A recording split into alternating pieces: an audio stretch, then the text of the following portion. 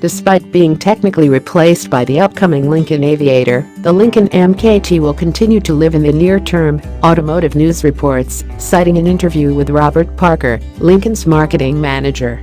The MKT will be used for fleet sales, think livery vehicles, rentals, that sort of thing.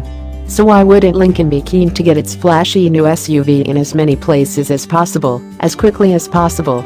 According to his interview, Parker says that Lincoln doesn't want to heap fleet discounts onto its new luxury ute right away, which could be detrimental to the brand's growing cachet.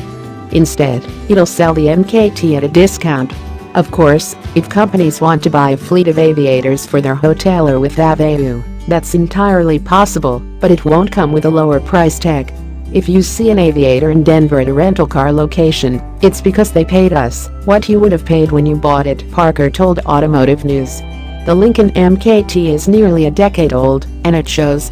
It sports Lincoln's last-generation design language, and says that's not likely to change.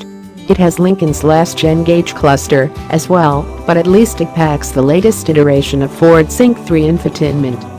It relies on a 3.5-liter turbocharged V6 putting out 365 horsepower and 350 pound-feet of torque, and it's pretty thirsty at an EPA estimated 15 miles per gallon city and 21 miles per gallon highway.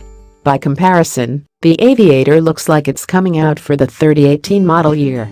Riding on a rear-wheel drive platform with optional all-wheel drive, all Aviators will wield twin turbocharged V6s, and a plug-in hybrid variant will add both more power and a dash of efficiency. It's built to look like a little Navigator, which is smart, because the new Navi is one of the prettiest things Lincoln has built in decades. And yes, it'll rock Lincoln's ultra-complicated 30-way adjustable massaging